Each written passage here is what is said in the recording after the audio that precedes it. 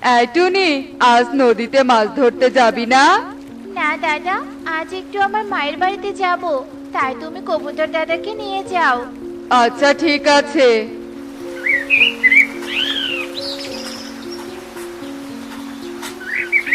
কবুতর, এই কবুতর, তাড়াতাড়ি বড়শি নিয়ে বাইরে আয়। এত বেলা হয়েছে, আজ তারপরেও তোরা কেউ ঘর থেকে বের হসনি?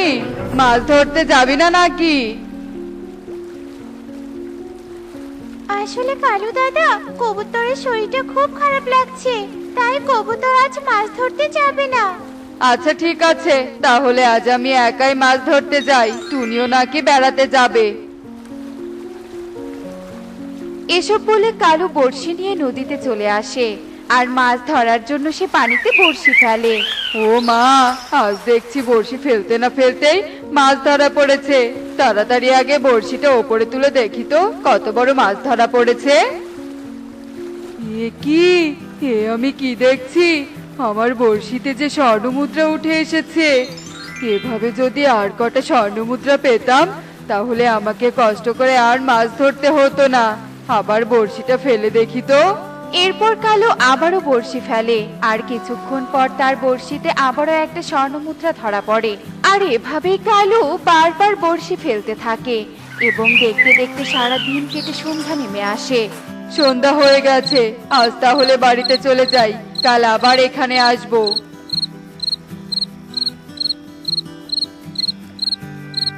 কি ব্যাপার কালু, আজ নদী থেকে এত দেরি করে ফিরলে কেন? তবে কি আজ কোনো মাছ পাওনি? মাছ তো পাইনি কাকুলি, তবে যা পেয়েছি তা দেখলে তুমি অবাক হয়ে যাবে। মানে, অবাক হওয়ার মতো কি পেয়েছো দেখি? ও মা, কতগুলো স্বর্ণমুদ্রা! কিন্তু এত স্বর্ণমুদ্রা তুমি কোথায় পেলে? তারপর কালু কাকুলিকে সব কথা খুলে বলে। টুনি আর কবুতর আজ নদীতে না গিয়ে ভালোই করেছে, ওরা গেলে তো সব স্বর্ণমুদ্রা নিজেরাই তুলে নিত। শোনো কালু, তুমি কিন্তু এসব কথা ওদের আবার বলতে যেও না, তাহলে আমরা একটা স্বর্ণমুদ্রাও পাবো না। কাকুলি, তুমি কি পাগল হয়েছো নাকি? আমি তো বুদ্ধি করে ওদের নদীর অন্যদিকে পাঠিয়ে দিব। এখন তুমি এই স্বর্ণমুদ্রাগুলো ভালো করে রেখে দাও, আর একটা স্বর্ণমুদ্রা বিক্রি করে আমি বাজার করে নিয়ে আসি। আচ্ছা ঠিক আছে কালু। এরপর কালু একটি স্বর্ণমুদ্রা নিয়ে বাজারে চলে যায় আর এভাবেই সেই রাত কেটে সকাল হয়ে যায়। আর সকাল হতেই টুনি ও কবুতর কালুর বাড়িতে চলে আসে। কালু দাদা, কালু দাদা, তাড়াতাড়ি বড়শি নিয়ে বাইরে এসো, আজ আমরা দুজনেই চলে এসেছি। ও, তোরা চলে এসেছিস? আমিও তোদের জন্য অপেক্ষা করছিলাম। চল তাহলে এবার নদীতে যাওয়া যাক।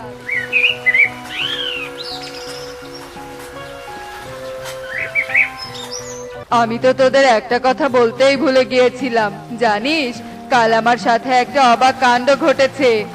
মানে, কি কাণ্ড ঘটেছে কালু দাদা? কাল যখন আমি এখানে বড়শি ফেলছিলাম, তখন এক ডাইনি আমার বড়শিতে উঠে আসে আর আমাকে ধরে নদীর ভেতরে নিয়ে যেতে ধরেছিল। তাই নাকি কালু দাদা? তারপর কি করে ছেড়ে দিল? আমি খুব কান্নাকাটি করছিলাম বলে আমাকে ছেড়ে দিয়েছে আর বলেছে যদি আর কোনোদিন এখানে বড়শি ফেলি তাহলে নাকি আমাকে মেরে ফেলবে। তারপর আমি কোনো রকমের জীবন বাঁচিয়ে নিয়ে ওই দিকে গিয়ে মাছ ধরেছি। আগে বলবি তো, যদি আমরা ওখানে বড়শি ফেলতাম তাহলে যে ডাইনি আমাদের মেরেই ফেলতো। ওসব বলতে আমি ভুলেই গিয়েছিলাম। যাই হোক, এখন তো শুনেছিস, তাই তাড়াতাড়ি চল সবাই অন্যদিকে যাই। হ্যাঁ কালু দাদা, চলো, নয়তো আবার ডাইনি এখানে চলে আসবে। এই জায়গায় অনেক মাছ দেখা যাচ্ছে, চলো সবাই এখানে বড়শি ফেলি। টুনি, কবুতর, তোরা আজ মাছ ধর। আমার শরীরটা কেন জানি খুব খারাপ লাগছে। কাল ডাইনিকে দেখে খুব ভয় পেয়ে গিয়েছিলাম, তো তাই শরীরটা কেমন জানি লাগছে। আচ্ছা ঠিক আছে দাদা, তাহলে তুমি আজ বাড়িতে গিয়ে বিশ্রাম করো। এরপর কালু তাড়াতাড়ি করে সেখান থেকে আগের জায়গায় চলে আসে। কালু, এসেছো? সে কখন থেকে আমি কলস নিয়ে এখানে দাঁড়িয়ে আছি। এবার তাড়াতাড়ি নদীতে বড়শি ফেলো। টুনি আর কবুতরদের আগেই যে এখান থেকে আমাদের চলে যেতে হবে, নয়তো ওরা এসে সব দেখে ফেলবে। হ্যাঁ হ্যাঁ কাকুলি, আমি এক্ষুনি বড়শি ফেলছি। কবুতর দাদা, দেখো আমার বড়শিতে কত বড় একটা মাছ পড়েছে। ও মা, আমার বড়শিতেও তো বড় মাছ পড়েছে। কালু দাদার শরীরটা খারাপ না হলে আমাদের মতো কালু দাদাও বড় মাছ পেতো, তাই না বল? হ্যাঁ দাদা, ঠিক বলেছো। তবে কাল কালু দাদা না আসলে কাকুলি দিদিকে এখানে নিয়ে আসবো। এসব বলতে বলতে টুনি ও কবুতর বড় বড় মাছ ধরতে থাকে। আর এভাবেই সারা দিন কেটে বিকেল হয়ে যায়।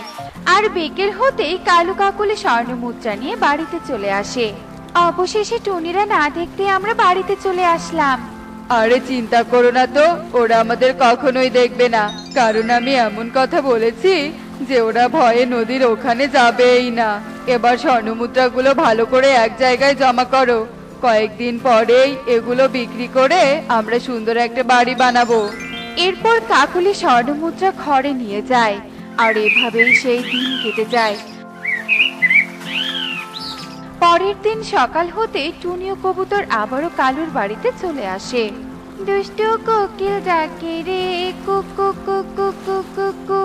মনে বাঁশি বাজে রে কুকু কুকু কুকু কু। কালু দাদার নাকি শরীর খারাপ। দেখো কবুতর দাদা, ওরা মনির আনন্দে গান গাইছে।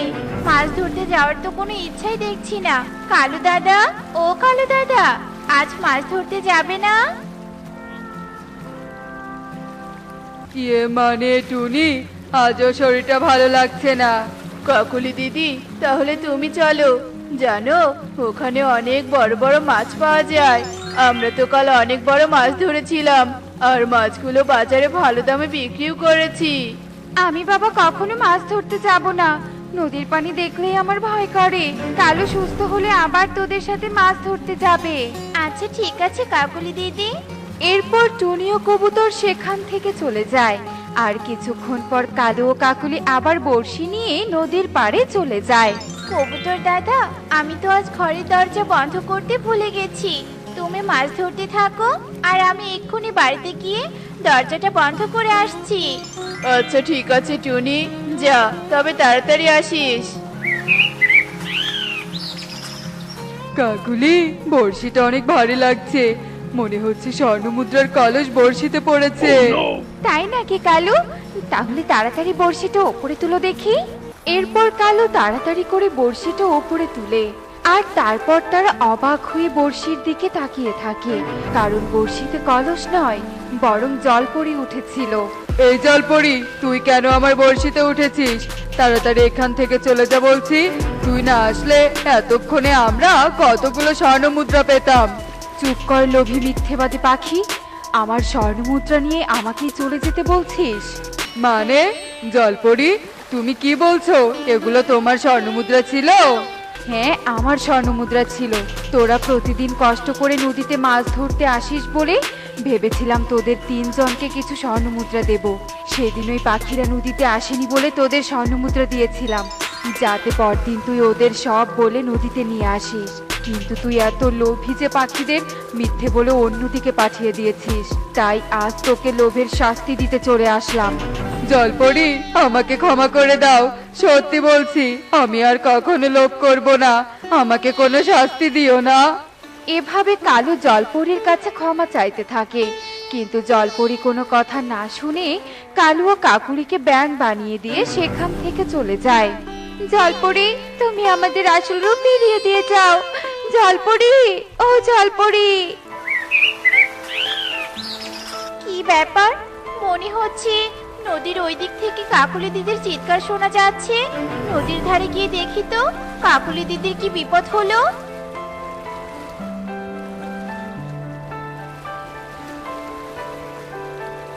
টুনি, টুনি, জলপরীকে বলে আমাদের মুক্ত কর। আমরা এই রূপে থাকতে চাই না। কালু দাদা, তুমি কোথা থেকে কথা বলছো? আমি তো তোমাদের দেখতে পাচ্ছি না। আমরা ব্যাঙ রূপে তোর সামনে দাঁড়িয়ে আছি টুনি। কিন্তু তোমাদের এই অবস্থা কে করেছে? এরপর কালু টুনিকে সমস্ত কথা খুলে বলে। আচ্ছা ঠিক আছে, তোমরা চিন্তা করো না, আমি জলপরীকে ডাকছি। জলপরি, জলপরি, উপরে একটু উঠে এসো না গো। জলপরি। টুনি, তুমি আমাকে ডাকছো কেন? জলপরি, কালু দাদা কাকুলি দিদি তাদের ভুল বুঝতে পেরেছি। এবার ওদের ক্ষমা করে দিয়ে আসল রূপ ফিরিয়ে দিয়ে যাও। প্রতিবেশীর কষ্ট দেখলে যে আমার অনেক কষ্ট লাগে। আচ্ছা ঠিক আছে টুনি, শুধু তোমার কথা শুনে এদের ক্ষমা করে দিচ্ছি। দেখেছিস টুনি কত সৎ আর ভালো পাখি। তোরাও টুনিকে দেখে সৎ হওয়ার চেষ্টা কর, তাহলে জীবনে উন্নতি করতে পারবি। কারণ টুনি আর কবুতর প্রতিদিন বড় বড় মাছ পাবে, আর মাছ বিক্রি করে অনেক ধনী হয়ে যাবে। হ্যাঁ জলপরি, এখন থেকে আমরাও সৎ হওয়ার চেষ্টা করব, আর ওই স্বর্ণমুদ্রাগুলো সবাই ভাগ করে নিব। স্বর্ণমুদ্রা থাকলে না তুই ভাগ করে নিবি? কোনো লোভী পাখির কাছে আমার স্বর্ণমুদ্রা থাকে না। এ কথা বলে জলপরি সেখান থেকে চলে যায়, আর কালু আর কাকুলি আফসোস করতে করতে বাড়িতে চলে আসে। ও বুড়িমা, কোথায় যাবে বলো, আমি তোমাকে নামিয়ে দিয়ে আসছি। আমি আমার ছেলের বাড়িতে যাব রে বাবা। আমার ছেলেদের নাম হচ্ছে টোনা আর রাজু টোনা। ঠিক আছে বুড়িমা, তুমি আমার অটোতে উঠে বসো, আমি তোমাকে টোনার বাড়িতে নিয়ে যাচ্ছি। এরপর তোতা মিনু বৃদ্ধাকে নিয়ে টোনার বাড়িতে চলে যায়।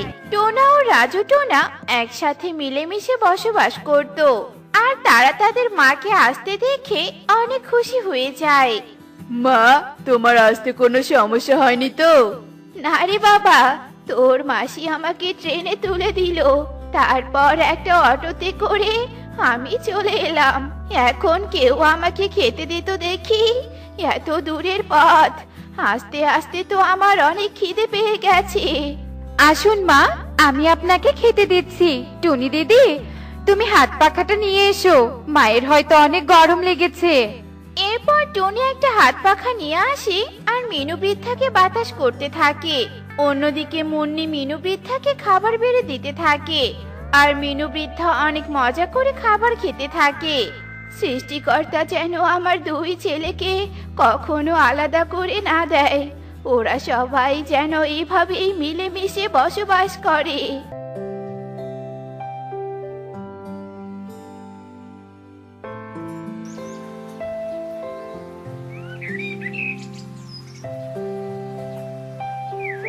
টোনা দাদা, আমাদের মায়ের জন্য ভালো মন্দ বাজার করতে যেতে হবে, কিন্তু আমার কাছে তো এখন টাকা নেই, তাই বাজার করার টাকাটা দাও।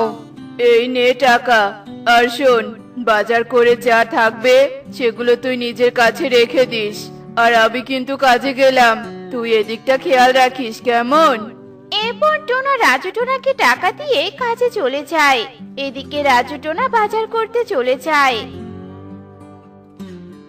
মা, টুনি আর মুন্নি, অনেকদিন থেকে আমি আমার বান্ধবীর সাথে দেখা করি না, তাই আমি ওর সাথে একটু দেখা করতে যাচ্ছি। আচ্ছা ঠিক আছে মা, তবে সাবধানে যাবেন, আর সন্ধ্যার আগে ফিরে আসবেন কেমন? এরপর মিনু বুড়ি কামিনী বুড়ির বাড়ির দিকে চলে যায়, আর যেই না একটা নদীর কাছে যায়, তখনই সে নদীর কিনারে একটা রঙিন মাছকে চিৎকার করতে শুনতে পায়। বাঁচাও, কেউ আমাকে বাঁচাও, আমি যে নিঃশ্বাস নিতে পারছি না, বাঁচাও। আহারে, কত সুন্দর মাছটা পানির অভাবে শ্বাস নিতে পারছে না। দাঁড়াও মাছ, আমি তোমাকে নদীতে ছেড়ে দিচ্ছি। এরপর মিনু বৃদ্ধা সেই রঙিন মাছটিকে মাটি থেকে তুলে নদীতে ছেড়ে দেয়। এতক্ষণে আমি ভালোভাবে নিঃশ্বাস নিতে পারছি, তোমাকে অনেক ধন্যবাদ ঠাম্মি। তুমি ঠিক সময় না এলে আমি শ্বাস নিতে না পেরে মরে যেতাম। তোমার এই উপকারের কথা আমি চিরদিন মনে রাখবো। শোনো ঠাম্মি, তুমি যদি কখনো কোনো বিপদে পড়ো, তাহলে এই নদীর পাড়ে এসে আমাকে ডাক দিও, আমি তোমাকে সাহায্য করতে ঠিক চলে আসবো।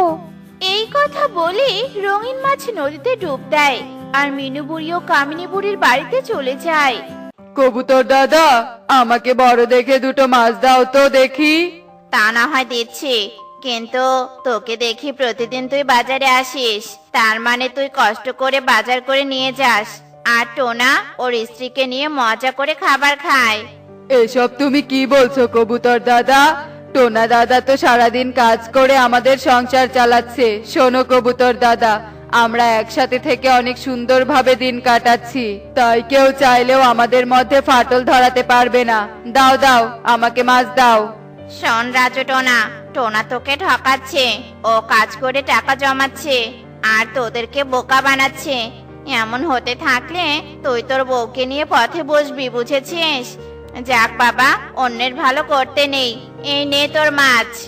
এরপর রাজু টোনা মাছ নিয়ে বাড়ির দিকে চলে যায় আর যেতে যেতে ভাবে, সত্যি তো, মাসের প্রায় 20 দিনই আমি বাজার করি, আর টোনা দাদা কাজ করে সংসারের তেমন কোনো ভালো মন্দ খরচ করে না। তার মানে কবুতর দাদা তো ঠিক কথাই বলেছে। না না, আমি আজই 2 পরিবার হয়ে যাব। একসাথে থাকলে আমি জীবনে উন্নতি করতে পারবো না। এরপর রাজু টোনা বাড়িতে চলে যায় আর এভাবে দেখতে দেখতে রাত হয়ে যায়।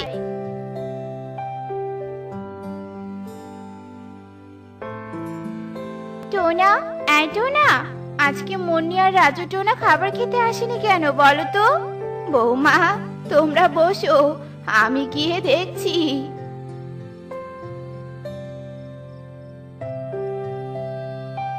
ও, তোরা এই ঘরে আলাদা করে বিরিয়ানি খাচ্ছিস? এ কি রে বাবা, তুই আমাদের জন্য বিরিয়ানি নিয়ে আসিসনি? না মা, তুমি টোনা দাদার পরিবারে মাছ ভাত খাবে, এজন্য বিরিয়ানি নিয়ে আসিনি। আর শোনো মা, আজকে থেকে আমরা 2 পরিবার হয়ে যাব, আর তোমার যেখানে মন চায় সেখানেই খেয়ে নিও। হায় হায় রে, এসব তুই কি বলছিস রে বাবা? আমি চাই তোরা 2 ভাই এক পরিবার হয়ে মিলেমিশে থাক। তুই হঠাৎ করে 2 পরিবার হওয়ার সিদ্ধান্ত কেন নিলি বলতো? মিনু বৃদ্ধার কান্না শুনে টোনা ও টুনি সেখানে চলে আসে। এ কি মা, কি হয়েছে আপনার? আপনি এভাবে কাঁদছেন কেন? বৌমা, আমার রাজু টোনা যে আমাদের এক পরিবারকে 2 পরিবারে ভাগ করতে চাচ্ছে। আমার এতদিনে গড়ে তোলা পরিবারটা আলাদা হয়ে যাচ্ছে। ওগো, আমি আমাদের পরিবারটাকে এক করে রাখতে পারলাম না গো, পারলাম না। কেঁদো না মা, রাজু টোনা যদি 2 পরিবার হয়ে থাকতে চায় তবে তাই হোক। এরপর টোনা ও টুনি সেখান থেকে চলে যায় আর টোনা ও রাজু টোনা 2 পরিবারে ভাগ হয়ে যায়। আর এভাবে দেখতে দেখতে বেশ কিছুদিন কেটে যায়। কবুতর দাদা, আমাকে বড় দেখে একটা মাছ দাও তো। একই রে টোনা, তোরা 2 ভাই তো সব সময় 2টো করে বড় মাছ কিনছিলি, আজকে আবার একটা মাছ কিনছিস? ব্যাপারটা কি বলতো? তোরা আবার 2 পরিবার হয়ে গেলি নাকি? হ্যাঁ কবুতর দাদা, একদিন আমি তোমাকে গর্বের সাথে বলেছিলাম, আর যাই হোক, আমরা কখনো 2 পরিবার হব না। কিন্তু আমি আমার কথা রাখতে পারলাম না কবুতর, রাখতে পারলাম না। তার মানে আমার কথায় কাজ হয়েছে, রাজু টোনা ঠিক আলাদা পরিবার হয়ে গেছে। এবার বুঝলি তো টোনা, আমার সাথে তর্ক করার ফল কি হতে পারে? হা হা হা হা হা। এরপর টোনা একটা মাছ কিনে নিয়ে চলে যায়। অন্যদিকে মিনু বৃদ্ধা নদীর পাড়ে চলে যায় আর সেই রঙিন মাছকে ডাকতে থাকে। রঙিন মাছ, ও রঙিন মাছ, আমি তোমার কাছে সাহায্য চাইতে এসেছি। তুমি আমাকে সাহায্য করো রঙিন মাছ, আমাকে সাহায্য করো। মিনু বৃদ্ধার ডাক শুনে রঙিন মাছ নদীর কিনারায় ভেসে ওঠে। বলো ঠাম্মি, আমি তোমাকে কিভাবে সাহায্য করতে পারি?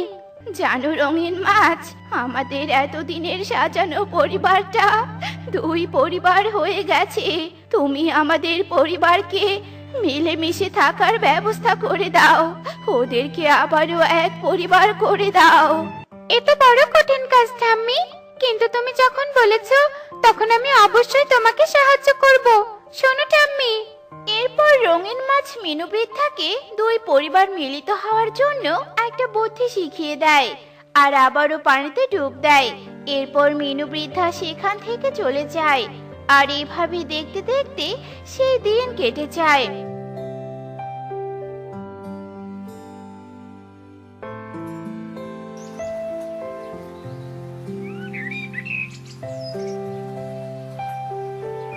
পরের দিন সকালে কালু একটা পুলিশ নিয়ে টোনার বাড়িতে আসে। এ কি কালু দাদা, তুমি পুলিশ নিয়ে আমাদের বাড়িতে কেন এসেছো?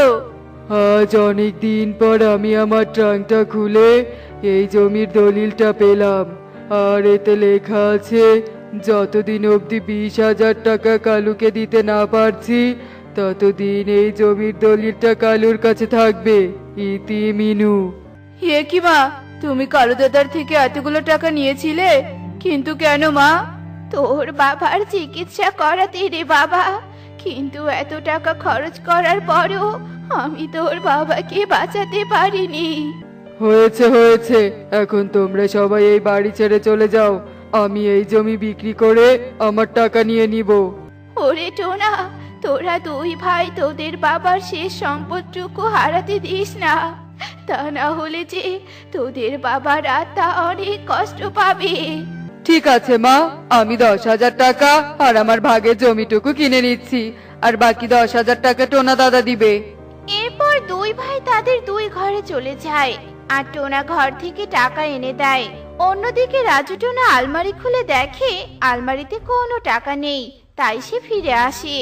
কালু দাদা, আমার কাছে যা টাকা ছিল সব হয়তো শেষ হয়ে গেছে। তুমি আমাকে কয়েকটা দিন সময় দাও, আমি ঠিক তোমার টাকা পরিশোধ করে দিব। ঠিক আছে, আমি কাল সকালে আবার আসব, কিন্তু কাল টাকা দিতে না পারলে আমি বলার আগেই বাড়ি ছেড়ে বের হয়ে যাবি। এরপর কালু সেখান থেকে চলে যায়। এদিকে রাজু টোনা বনের সবার কাছে 10,000 টাকা ধার চাইতে যায়, কিন্তু কেউ তাকে টাকা ধার দেয় না। আর কারো কাছ থেকে টাকা না পেয়ে নিরুপায় হয়ে রাজু টোনা বাড়িতে ফিরে আসে। আর এভাবে দেখতে দেখতে রাত হয়ে যায়।